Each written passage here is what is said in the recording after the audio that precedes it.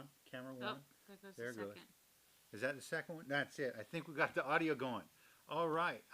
This is In the Northwest Native News. I'm your host, Jeff Ferguson, and I got with me Margot Hill. It's Native American Heritage Month, and we just wanted to reach out. There's been so much stuff going on. It's been really exciting.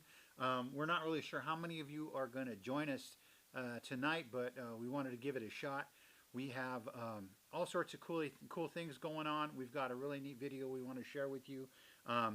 It's in Indian country. We have all sorts of cool things. We had the election that happened. We've got some updates on that. There's a bunch of different things that we wanted to catch you up on. But more than anything, we just wanted to say hi, and we missed you, and we're glad that you could make it. So with that being said, Margot's got a bunch of stuff that she prepared to talk about, and I'm just going to go ahead and turn it over to her. Ches Jalu, Louise Quest, Margot Hill. Good evening. I'm your co-host, Margot Hill. I'm a Spokane tribal citizen. Grew up out in Whelpinit on the Spokane Indian Reservation. I'm pleased to join my partner, Jeff Ferguson, in this live production. We are so excited to share with you a number of things that are going on across Indian country. We just finished the elections. We've been doing some work on murdered missing Indigenous women.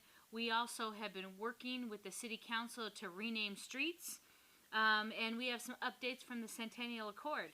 So we're excited to come and visit with you a little bit and talk about what's been happening across Indian country. So Jeff, I don't know if you want me to go ahead and talk about elections or where we want to start. Why don't you go ahead and start out with the elections, because we had a lot of Native candidates this year. One thing that I wanted to talk about, I did a video earlier about the elections, and it's so important for us because a lot of times people, they say things like, my vote doesn't count. And a lot of times it can be frustrating, but when you look at how many candidates are out there and how many are our allies, we can really do a lot of good in Indian country by getting the right people into the small positions of power. And it doesn't really matter where you're at, but there's usually somebody out there that you can vote for that's pro-native, pro-Indian. So go ahead and talk about some of the candidates that we had this year. So we've had a number of candidates across Indian country representing us. We've had Deborah Juarez. She was on Shoreline City Council or Seattle City Council. She's a Blackfeet tribal member. We've had Deborah Leekenoff, a Tlingit, out of the Washington 40th Legislative District. That's LaConner to Bellingham. We've had Chris Stearns, a Navajo, who has been serving on the Auburn City Council. Across Indian country, we have a number of folks that have been serving Indian country and serving our communities. This year, we had 6 Northwest Native candidates up for election on Election Day. Again, Representative Deborah Leekenoff. She was elected back into office. We had Paulette Jordan, a Coeur d'Alene tribal member, who recently ran for governor, was not successful in that bid. She gave a heck of a fight. She was running for Senate, and she ran for the senator position to represent the whole state. Was not successful in that bid, but gave a great run to a strong incumbent. We also had other folks like Rudy Soto, a Shoshone Bannock, Karina Miller out of Warm Springs, and a great re-election was Justice Raquel Montoya Lewis, Pueblo Isleta, and she is on the Washington State Supreme Court. We are so proud of Raquel. That's representation on the bench, tribal people with a voice making rulings. It's really a big win for Indian country. We also had Tanisha Harris Creek, State Representative, House Representative 17th Legislative District. So that really kind of brings up a few really good points. I thought it was exciting that we had some people that were kind of new to politics that ran. Over the years, we'll see candidates that'll run and run and run again. But, when you look at the bigger picture, some of these races happen every 2 years or every 4 years or what have you. But when we start looking at representatives on a local level, people that start getting out, they might not be successful their first run, but that's how they get to know people. Karina Miller, that was really neat to see. Rudy Soto going out there, Paulette Jordan. Paulette Jordan, I think, is just going to be a powerhouse and just keep running. And more importantly, she was bringing, and actually all of them are bringing issues that are important to Indian country out there. So it's really good to see them. They may not be right at the top on their first run out. But when they come back, that many more people really get to know them, and that's really exciting to see. So I appreciate you doing all your research on all the Native candidates, because we did have some, and I know that each year we get more and more candidates that are qualified. Indian country's getting more educated every generation, and it's just exciting to see. So thank you so much. We are working across Indian country. We've got electoral delegates like Auntie Julie, Julie Johnson, and also Patricia Whitefoot. We are working across Indian country to have a more effective campaign for our tribal communities. Right now, we have leaders that work on the election, that have worked in Washington, D.C., that are starting to help the transition team for Joe Biden and Kamala Harris. As we move forward, we want to have natives in those important cabinets, and as part of that process, we want representation from Indian country. Yeah, when we start looking at big issues like dam removal, when we have people that are our allies in those positions when it comes to taking out some of the dams that have been in place for 60, 80, 100 years or what have you, then it's really, things tend to go a lot smoother. So we don't have so much opposition. It makes things go a little bit easier. So thank you for talking about that. Kind of want to keep things moving along. We have a lot to cover tonight. And one of the things I wanted to talk about that I saw that was pretty neat, the celebrating Native American Heritage Month. Now, due to COVID, there have been a lack of a lot of things that we would normally do, that we would normally get out and enjoy. We do some rallies, we get together and do some storytelling or speeches or things along that lines. But this year, Marvel came out with Voices, Indigenous Voices. I don't know if anybody saw that or not, but it was pretty cool, I thought. And that's really a neat way to celebrate Native American Heritage Month. We've got a lot of things growing in each of our communities. Every year, it's building more and more momentum, and it's really exciting to see. What do you think about something like that? I think our young people need to have heroes to look up that look like us. Representation is an important matter. That is very important. What else were you able to look into yourself that you wanted to talk about? So a couple of things. I really wanted to talk about murdered missing Indigenous women. We continue to have dozens and dozens of cases that are reported right here in Washington State and across the Northwest. So we have an important representation at the Washington State Patrol. We have a tribal liaison position that was funded, and originally it was supposed to be for the west side and the eastern side of the mountains, the east side of the mountains. We have had a powerful person in a position to help investigate those cases, a former law enforcement, and she's doing an amazing job. She's advocating, helping the law enforcement find people and determine who is actually missing. Just recently, the Spokane tribe sent out letters to local tribes, and we put pressure on state government, governor, and state representatives to hire that person and reinstate the funding for the liaison position in eastern Washington. There's a large number of men and women that go missing in eastern Washington. It's really a big problem. When you look at it on a national level, in the Northwest, Seattle's been a major hub for trafficking, especially in missing and murdered Indigenous women. But now we're seeing a rise, and we don't actually know for sure that it's a rise in the numbers for men and young males, but those might be being reported more often than they were. So we're actually seeing an increase in those numbers, but we don't know because it's reporting or if it's because there's an actual rise in those numbers. But when you start looking at trafficking, Spokane, Seattle, I know the Yakima area has been really big in that, and we lead the country. We had some of the highest numbers in Washington State for a long time in the missing and murdered Indigenous women, and I'm sure it's just as high for the missing and murdered Indigenous men as well. But we're coming together as a country. We're coming together in places. Just this last month, we've had more states that have passed bills to get more monies available to do more investigating, not only on the active files, but also on some of the cold cases. So that's really exciting. It's a great time to be Indigenous. So yeah, and tribal leaders at Affiliated Tribes and Northwest Indians brought forward a resolution. The Spokane tribe, along with the help of the Yakima Nation, Patsy Whitefoot, put forward that resolution that was moved forward to the state capitol, and our voices were heard. And so that funding was reinstated, and that position will start December 1st. So we're looking forward to that advocacy for our women and men as well. One of the other things that I want to talk about, just briefly, and we'll have future discussions about it, but the city of Spokane is working with local tribes to rename streets. There has been a major corridor that goes in front of the Spokane Falls Community College named after Colonel Wright, Fort George Wright. And that man, had brutal attacks on the local tribes. He hung leaders. He slaughtered our horses. And we just felt that there is no honor in genocide. And so, folks rallied. Letters were sent to city council. And we recently had planning hearing commissions meetings, and are working to change the name.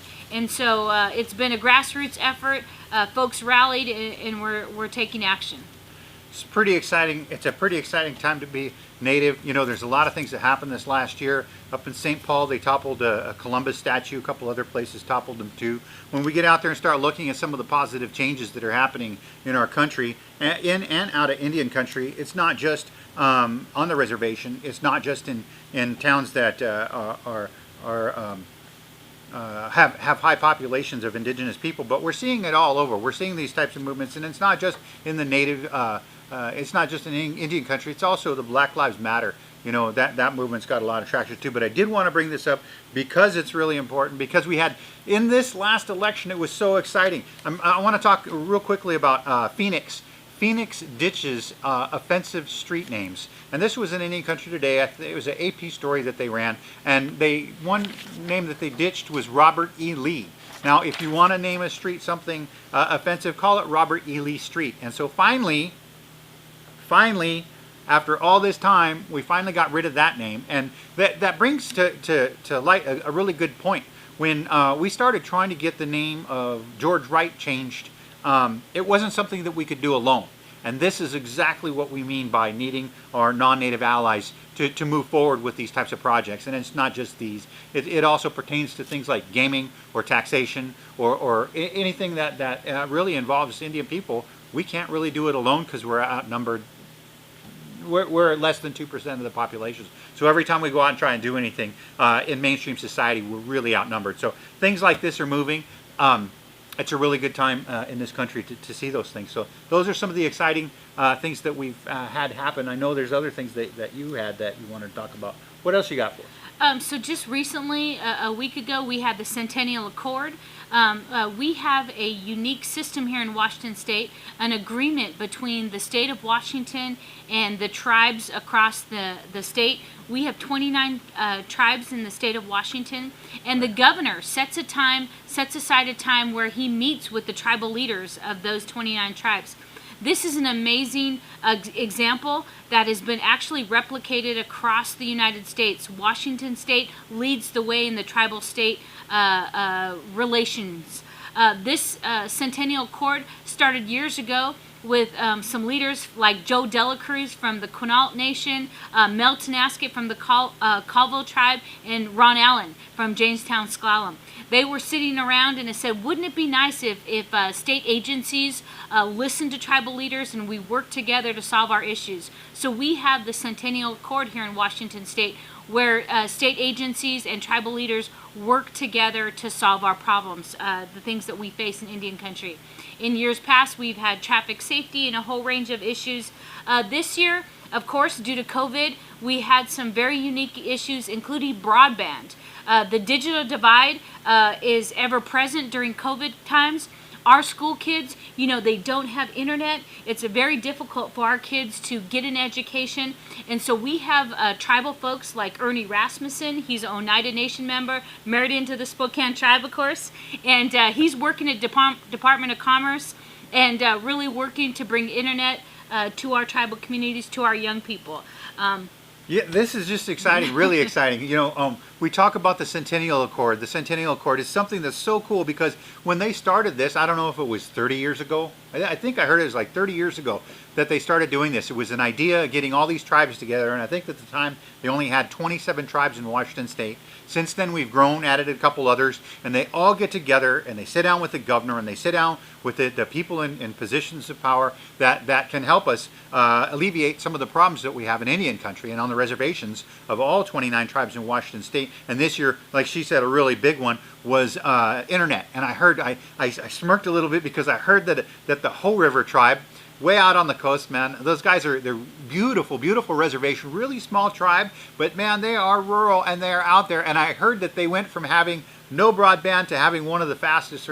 They're like crazy 100 gigabits per second or whatever that they're running, but it's one of the fastest around now, and that was just really exciting for them to be able. And actually, I heard the story that I heard was that there was a tribal member out there, and it could have been a rumor, but it's just a really cool story, is that he had moved away from the reservation because they didn't have internet access, and once they got it back, he's like, I think I want to move home. I think I want to be closer to my people. And it's things like that can pull us together. It helps us to remember our roots and remember our culture and remember our families, how important we are. We all come from strong, resilient native blood.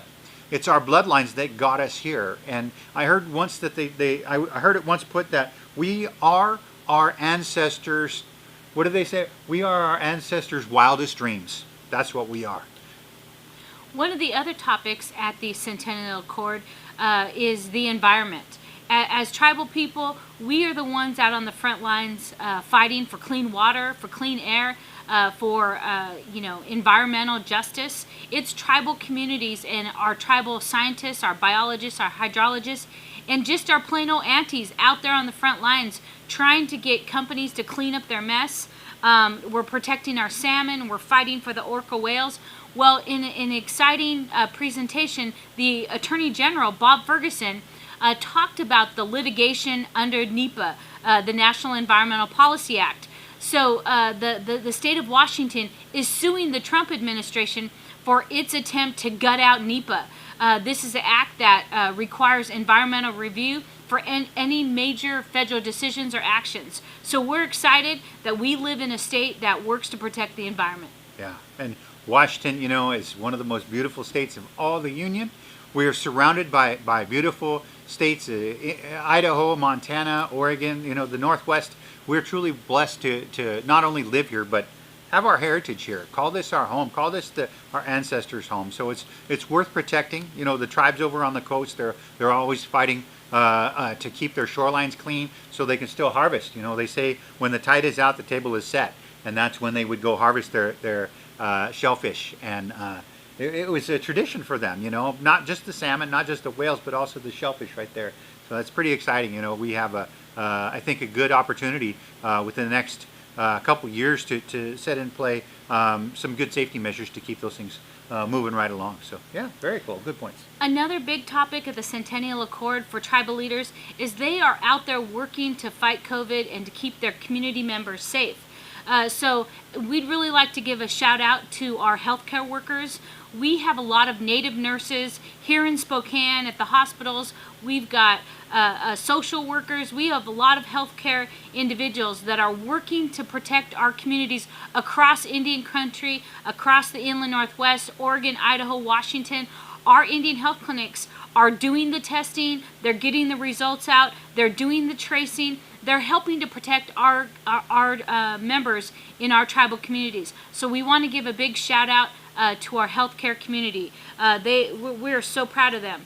Also, we'd like to give a shout out to our grassroots communities, community members like the River Warrior Society. Twella Abrahamson Swan, they've been out there, her and her warrior crew have been out there delivering elder COVID packages across the region.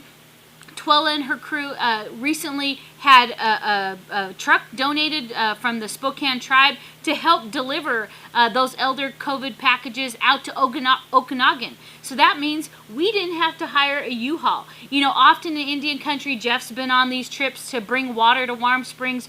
We have to pay our own money sometimes. but to get it done, we have to hire rent U-Hauls. And so it was really nice that the Spokane tribe offered a truck out. So Twella and the River Warriors Society could deliver those care packages to the elders out there in Okanagan. Yeah, it's really exciting. So it's really neat to see. COVID is really, it's opened up our opportunities to help each other. You know, there's a lot of things that have come as a result of COVID that were very negative.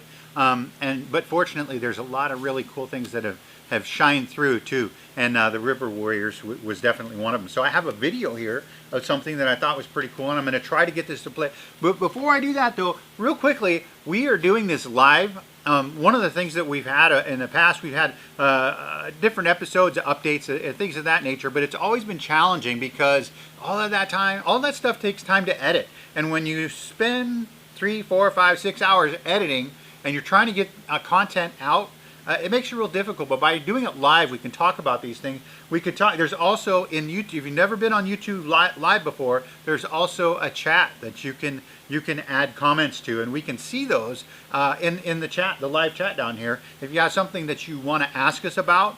The really neat thing about this, we got a switcher here that's allowing us to do all sorts of different things. It's going to allow me to play the video, hopefully. Keep my fingers crossed. I know it took us a little while to get our act together tonight. We were supposed to go live at 7, and it took us about 48 minutes or 52 minutes or whatever to get all of the technical difficulties squared away. But we want to be able to do more live, and we're thinking about doing some live maybe 2 or 3 times a week in the morning and talk about issues as they happen, as they're coming up, as they're playing out in national, regional, or local politics. And we also want to be able to highlight some of the events that are coming up. I know everybody's been kind of COVIDed out and a lot of cabin fever going on, but there's some really cool things, and I'm going to try to play this video for you right now. I had it lined out earlier, and I hope I can get it up and going. It's a kind of a neat story. We had one of our friends from the Yakima tribe, and I'm going to have to pull this up. If you want to tell the story a little bit about how we got this, how it came about. So Yakima, let's see.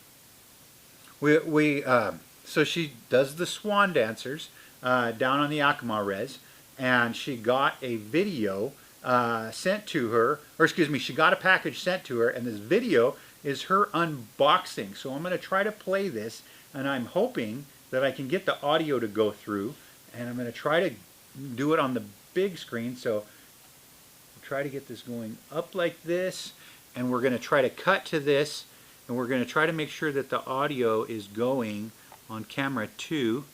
Is that camera 2?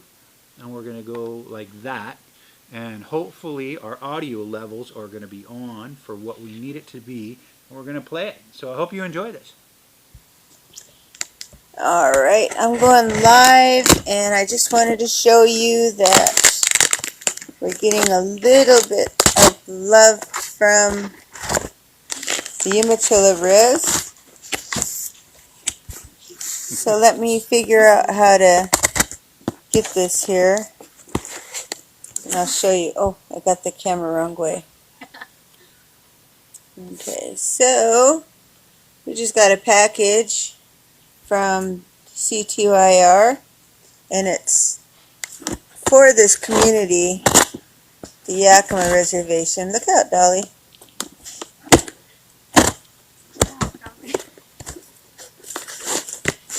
And kind of proud about this, of course, because I lived there for so long, and a lot of family there. There we go. So I just wanted to share this as a group so that you see. Yakima Nation members. Brosnan, Spencer, let's see. Oh, Brosnan. So check this out.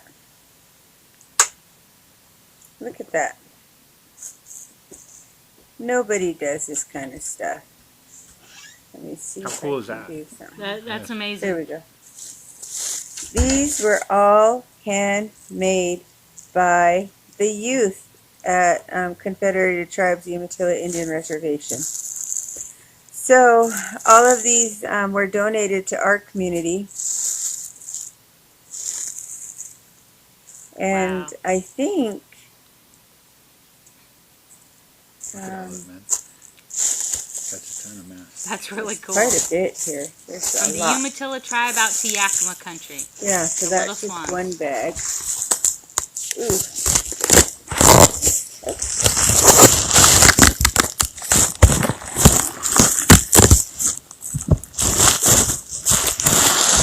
And then here's another bag. Wow, this even looks like room dress material stuff. So this is nice. And I think what I'm going to do is work with Lisa and Rosebud to try to get some of these handed out. And so just to give you a little bit of understanding or background, the Umatilla tribe, they really work with their youth to promote them and do extraordinary things to help them better themselves and get themselves ready for leadership. So this is one of the projects.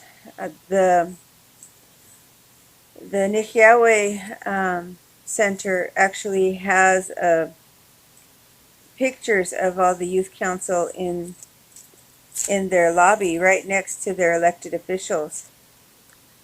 And so this is some of the outreach that they do with their youth. And I think I'm going to give one to each one of the elected officials as well, but I'll probably give them to Rosebud and Lisa for social services and Rocco so we can hand some out if they ever need any. But yeah, so this is from the heart and soul of that Umatilla tribe. Way to go, Julie Taylor. I appreciate all of your organization. And the youth group over there, I think it goes from like 11 to, I'm thinking it's like even the college level. But yeah, my late husband, he was Umatilla. And so this really warms my heart to see them do these kind of things that are this generous. So, you know, if there's programs or entities, let me know. I can get you a handful so that you can pass them out to your clients and all that jazz. But yeah, pretty proud of them guys. And I just wanted to share this with you guys because I got it in the mail and I've been meaning to open it up and I haven't done it yet. So yeah, and I did sanitize my hands, just so you know. But I'll get these maybe baggied up and we'll get them distributed, and then we can tag whoever wants them. So, but thank you, Umatilla tribe. Thank you, Julie Taylor. Thank you, Brosnan. Oh, that's All right. awesome. How cool is that? That's like That's awesome. Yeah, those kind of things really make you be they're inspiring. They make you feel proud to be Native, be part of a amazing culture, of amazing people. And thank you so much, Mary Lee Jones, out of the Yakima Res. We really appreciate you letting us share that video. It was such a neat story. We want to run that for you, but. We were talking a little bit about the switcher that we got will allow us to show videos like that, but we can also do live interviews. If you want to do it online, we can put the picture-in-picture on here and do a live video through Zoom or through Facebook Messenger, or we can also do slideshows or segments of film, all sorts of different things. But that was the first, I think, a really good example of what we can do. And that's why one of the reasons we wanted to start going live is we can do things like that and we can get feedback from you right away. So shout out to the Yakima, shout out, and like they say on the coast, we raise your hands to the Umatilla youth for doing that. There must have been 40 or 50 different flavors of masks in there, and it looked like there was hundreds of masks. That was really cool. Well, there's some traditional folks down there at the Umatilla Reservation, and she mentioned Julie Taylor. She also mentioned a dear friend of mine, Brosnan. She's a traditional root gatherer, has traditional medicines. And for her to work with youth and to provide those masks to the Yakima Nation and to the Little Swans, that really just touches my heart. That's Indian country. That's what we do. We take care of our people and our neighbors, and that's what we do. If you guys have any questions or comments, feel free to message us. You can send us on YouTube. You can check us out on our Facebook page. You can message us there. You can email us at Inland Northwest Native News at gmail.com. That's INWNN at gmail.com. If you have any story ideas that you would like us to run, be sure to send those as well, and we'll be happy to do our best to try to get to them. You know, during COVID, things are a little bit more challenging right now, but we'll make our best efforts to try to get those done. There's still a lot of really cool things going on out there. So with that being said, I think that's about all I have. Well, I'm happy to join Jeff here and be his co-host. A big shout out. I'm representing all those aunties out there. So I've got my lip plumper haughty moodstruck from Tina Ninema from the Kalispel tribe. And I've got my eyelashes from Cindy Thomas, representing the Colville tribe. And, you know, aunties got to represent. You know, we're the ones handing out those 20 spots down at Hoop Fest. And so I'm pleased to join Inland Northwest Native News and visit with you a little bit.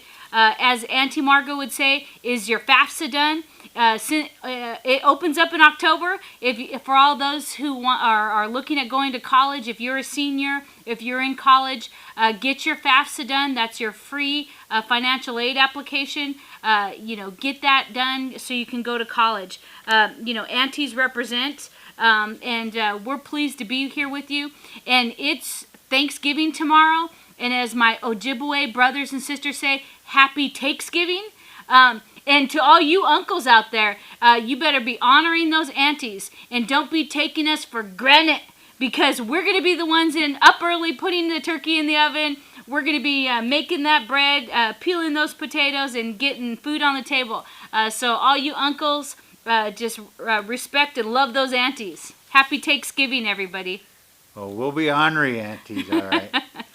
You know, that was really, yeah, that's a good point. You brought up a lot of good things, and it is really, it's a neat time. But a quick plug, the American Indian Graduate Center had been funding graduates, and now they're funding undergraduates. So if you're looking at going and furthering your education, do so. It'll change your life. It'll help you make positive changes on your res in and out of Indian country. It'll help you on your journey. But American Indian Graduate Center is funding undergrad, so I did want to mention that. So happy Thanksgiving, and we'll be coming at you with another video and hopefully another live stream. We could figure it out, but we'll be sure to let you know. Thank you once again. Nemeth Wichtamen, until we see you again.